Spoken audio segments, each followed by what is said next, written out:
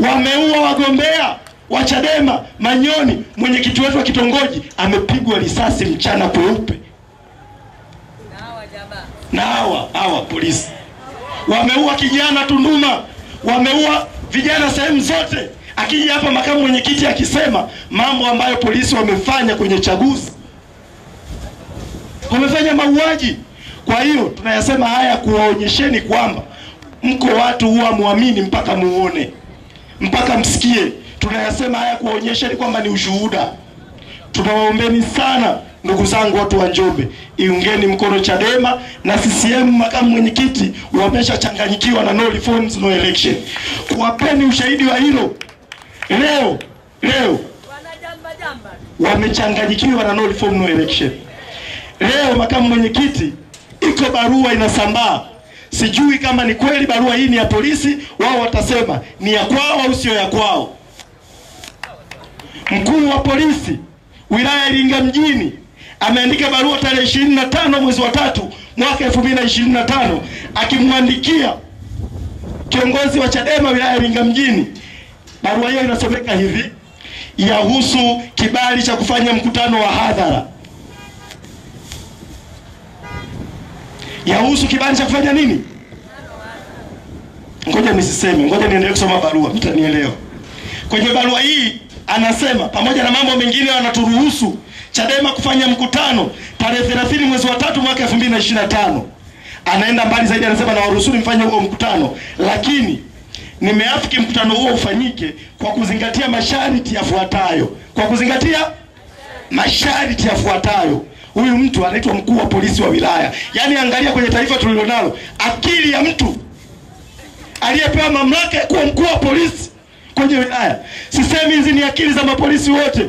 Wako mapolisi wana akili, wako mapolisi wanajua majukumu yao, lakini kwa asilimia kubwa tunao watu wenye akili hizi. Sikiliza masharti yanayowapa Chadema. Natarajia mtafanya mkutano huo kwa amani na utulivu kulingana na lengo mlilolitaja katika barua yenu. B. Hamruhusiwi kutoa kashfa kwa mtu binafsi au chama chochote cha siasa. Kufanya hivyo ni kosa kisheria na kunaweza kuleta uvunjifu wa amani. Hamruhusiwi kujadili masuala ya kidini. Kufanya hivyo ni kosa kinyume cha sheria. Zingatieni muda wa kuanza na kumaliza mkutano. Hatua kali za kisheria zitachukuliwa dhidi yenu endapo mtakiuka masharti yaliyopo katika barua hii. Sasa watu wa Njombe, mnaweza mkawa mfahamu angalau kwa kidogo tu. Mimi nimesoma, ni wakili wa mahakama kuu. Naweza nikawa sijui mambo mengine kidogo kwenye sheria, lakini sheria za kuhangaika na polisi, haki ya Mungu nazifahamu. Sasa nikuulize IGP na niwaulizeni wakuu wa polisi vituo vyote Tanzania nzima, ni sheria ipi inawaambieni chama cha siasa kikiwapa taarifa ya kufanya mikutano ya hadhara mnayo mamlaka ya kuandika, ya kuwapa kibali? Hicho kibali ni kwa mujibu wa sheria gani? Hamna mamlaka ya kutoa kibali. Mamlaka, sheria inasema vyama vya siasa vitawapeni taarifa. Yaani kama wewe kakaangu hapo, kakaangu Masonga au kakaangu Sosopi, unamwaga mke wako, unampa taarifa mke wako kwamba nitatoka narudi baadaye, alafu anakuambia asubiri kwanza, sasa nimekupa ruhusa ya kuondoka. Yaani unampa mtu taarifa, halafu yeye anajipa mamlaka kwamba nakupa kibali. Huo utaratibu wenu wa kuandikia vibali Chadema ukome. Hatutaki vibali vyenu. Hii wafikie. Halafu haya makaratasi mnayotumia kuandika vibali, hivi hamjui kama huo ni hujumu uchumi huo? Hamjui kama mnalipa hili taifa hasara? Yaani unatumia wino wa serikali, kompyuta ya serikali, makaratasi ambayo nyinyi mmelipa kodi kumwandikia mtu eti kibali. Hicho kibali kwa sheria ipi? Jambo la pili, mnasema tunawapeni mzingatie maelekezo haya. Hivi nyie polisi, nyie ni wa kuelekeza Chadema sheria? Yaani hii Chadema ambaye mwenyekiti wa chama chake ni Tundu Lissu. Hivi nyie watu wa Njombe mnamfahamu Lissu? Mmewahi kumwona Lissu akiwa mahakamani? Mnaujua uwezo wa kisheria wa Lissu? Sasa leo polisi nyinyi ambao kila siku mnaosingizia Chadema kesi mahakamani hamshindi hizo kesi, mnatuelekeza sheria Chadema. Mnaielekeza Bavicha ambaye mwenyekiti wake wa Bavicha ni wakili wa Mahakama Kuu ya Tanzania na mahakama zilizo chini yake, mnamuelekeza sheria. Hivi nyinyi polisi mnawaambia Chadema wazingatie sheria? Hayo mambo mmewaambia CCM? Hivi nyinyi polisi mnajua jukumu lenu mlikuwa mnapaswa mpaka sasa hivi mwe mmemkamata Makala yuko lock up? Mnafahamu hilo? Ina maana mkumsikia Makala anasema Chadema tunakusanya hela za tone tone na NIMO kwa ajili ya kuunga operation ya no reform no election, ili mkiunge chama chetu kifanye kazi zake. Makala anasema Chadema wanakusanya hizo hela ili wakalete virusi vya mpox na Ebola. Hivi mtu alipaswa kuwepo uraiani? Hivi nyie polisi nyewe kuielekeza hii barua yenu mlipaswa kuandikia Chadema au kuandikia CCM na Makala? Kwa nini mnatufanya tusijione kama ni watu tunaopaswa kuishi? Kwa nini mnatuongezea hasira ya kuona dunia sio eneo salama ya sisi wengine kuishi? Maisha ni zawadi tuliyopewa na Mwenyezi Mungu, sio na Rais Samia.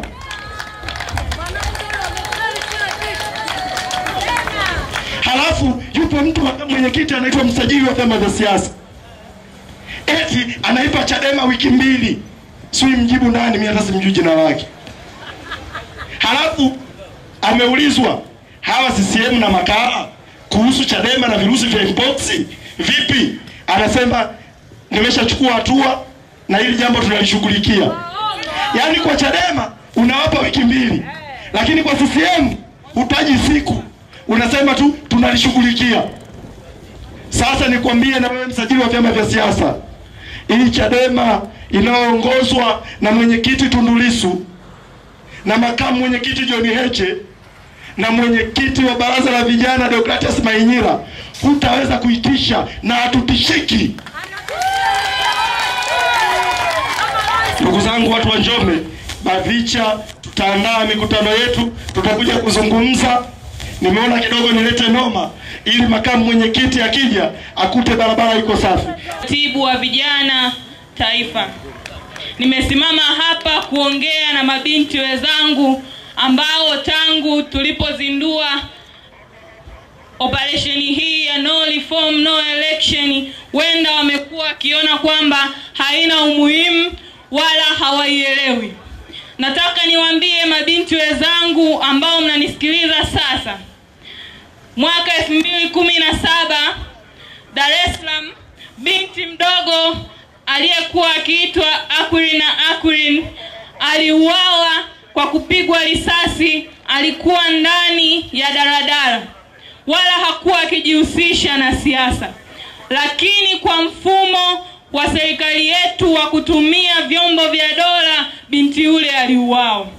Binti unayenisikiliza na kuona kwamba wewe hauhusiki na no reforms no election, nataka nikwambie kwamba mifumo hii ya kiuchaguzi, mifumo ya siasa ya nchi yetu inamgusa mtu mmoja mmoja. Na ndio maana leo hii tunaona mabinti wengi wameishia kuwa single mothers kwa sababu vijana wamewazalisha na wamekimbia majukumu, hawana uwezo wa kuwahudumia. Sio kwamba wanapenda kukimbia majukumu, ni kwa sababu ya mifumo iliyopo, hawana ajira, wamechagua viongozi ambao hawawezi kubuni mbinu nzuri za kupata ajira ili kuwasaidia. Nataka nikwambie mama yangu ambaye unavaa kitenge cha sisi, una furaha gani ya kujifunika kitenge hicho ili hali mtoto wako kuanzia mtoto wa kwanza mpaka wa 3 wote ni wapiga debe barabarani?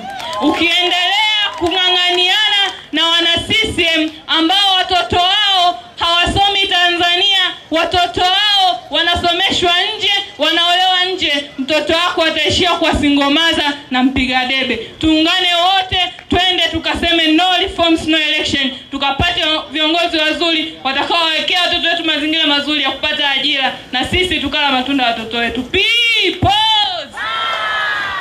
Nchi hii miaka yote toka tumepata uhuru, mkoa wa Njombe na maeneo jirani, mimi natoka Iringa,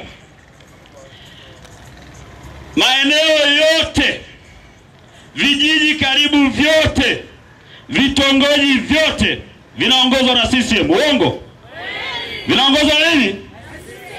Matatizo mnayaona hapa yote sababu sio Chadema. Uongo ukweli?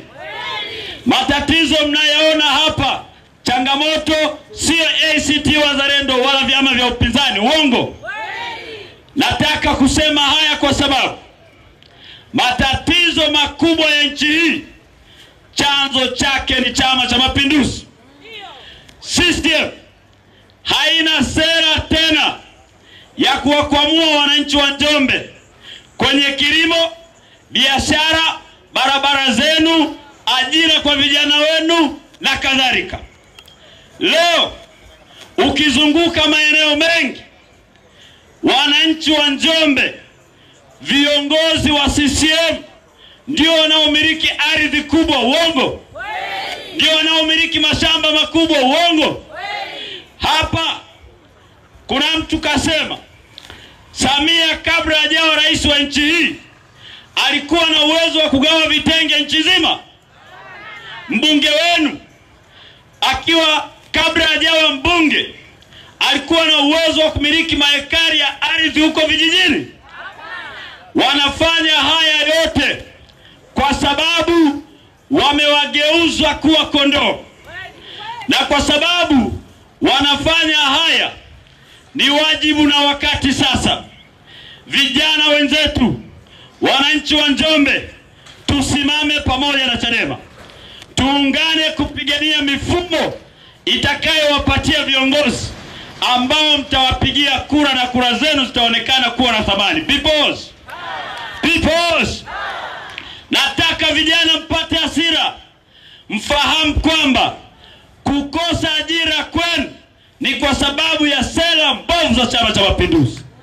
Leo huwezi kupata ajira nchi hii kama hauna mtu anayefanya kazi pale hospitali wewe uliyesomea udaktari. Leo huwezi kuwa mwalimu kama hakuna mtu anayekupa connection. Uongo? Watoto wa wabunge wenu, madiwani wenu ambao mmewapa dhamana ya kusimamia maisha yenu hawasomeshi watoto kwenye shule zenu. Uongo? Wanasoma kwenye shule ambazo sio za serikali, si ndio? Lakini hao ambao wanatuambia elimu bure, kwa nini hawaiamini elimu hiyo na badala yake wanaenda kusomesha watoto wao kwenye shule za gharama?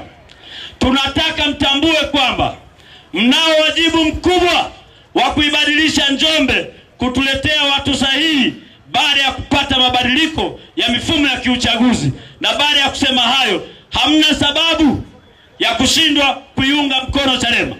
Makamu mwenyekiti wetu wa chama atakuja kusema msimamo wetu wa chama, lakini nitoe rai, jambo hili litahusu vijana wote. Unajihusisha na siasa, haujihusishi na siasa, wewe mkulima, mfanya biashara na yeyote, bodaboda, mwandishi wa habari, jambo hili ni letu sote. Kama hakutakuwa na mifumo ambayo itatuletea viongozi kwa haki, wa maumivu yatakuwa kwenu wote. Sasa kazi hii Chadema tunaiongoza, tunaomba mtuunge mkono. Peoples! Asanteni sana. Leo tumekuja na ujumbe maalumu uliobebwa na viongozi wetu taifa. Sisi tutazungumza kwa kifupi sana. Zaidi natamani nizungumze na vijana wenzangu. Tumefika hapa Njombe toka jana. Vijana wengi CCM imekuwa ikiwadanganya. Wanawaambia msishiriki siasa, kwamba mkifanya siasa hakuna kitakachobadilika. Na kwa namna kubwa wameweza kuwini akili zetu kwenye uongo huo. Nitatoa takwimu ndogo ya mwaka 2020. Kwenye uchaguzi wa mwaka 2020, Watanzania waliojiandikisha kupiga kura walikuwa 29,800,000. 70% wakiwa ni vijana. Lakini waliopiga kura katika 29,000,000 walipiga kura watu 15,000,000. na kura halali zilikuwa milioni 14. Magufuli alitangazwa amepata kura milioni 12. Maana yake waliojiandikisha ni milioni 28.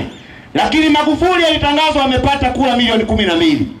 Kwa hiyo nusu ya wananchi wa nchi hawashiriki kwenye maamuzi ya kisiasa. Na sababu ni kubwa moja ambayo mmekuwa mkituambia kwamba hata tukienda kupiga kura hatuna hakika kama mtatangazwa. Chadema tumekubaliana na hoja yenu, tumekuja kusema no reforms no election. Tunaomba mtuunge mkono mwaka huu. Chama cha Mapinduzi wenyewe hawajawahi kukikubali chama chao kwa sababu wanajua chama chao ni kama mchwa. Mchwa ukiweka nguo nzuri, nguo italiwa. Mchwa ukiweka kuni safi, zitaliwa. Mchwa ukiweka viti vizuri, vitaliwa. Na wao wenyewe vitu vyao vimeliwa kwa sababu serikali ya Chama cha Mapinduzi ni kama mchwa. Na kwa sababu ni kama mchwa, umekula kila kitu cha Watanzania hawa. Na ninachotaka kukwambia hili ujue tu, nadhani jana tumepita kwenye hii barabara kutoka Makambako mpaka tunakuja kufika Njombe. Umeona ilivyo nyembamba. Haupiti mwezi watu wetu hawajafa kwenye ajali katika barabara hii. Lakini ndio barabara ambayo najua kwenye hotuba yako una jambo unalolisema, kwa siku yanapita magari zaidi ya mamia kadhaa yaliyobeba makaa ya mawe, lakini barabara hiyo haijaliwi hata kidogo. Kwa hiyo watu hawa wanapoona mazingira ya namna hii, wameendelea kulia, wameendelea kuumizwa, wameendelea kufikirishwa ni lini serikali ya Chama cha Mapinduzi itaondolewa katika mkoa wa Njombe. Nadhani no reforms no election mpango mzima ambao wana Njombe na wao wanahitaji kusikia ili wapate nafuu kwenye maisha yao kupitia barabara zao ambazo zinasafirisha mazao yao. Lakini nadhani unafahamu pia kuna barabara inaitwa Lupembe. Ya kwenda Lupembe ni zaidi ya miaka 63 ya uhuru. Lupembe ndio inayozalisha mbao, inazalisha nguzo za umeme, lakini barabara hiyo haijawahi kuwa imara kwa miaka yote 63 ya uhuru. Hali yao ni mbaya. Kama tungepanga ziara kwenda huko leo imenyesha mvua, pengine tusingeweza kwenda kufanya mkutano kule kwa sababu barabara haipitiki. Lakini ndio halmashauri inayoongoza kwa kutoa mapato ya kutosha kabisa serikalini.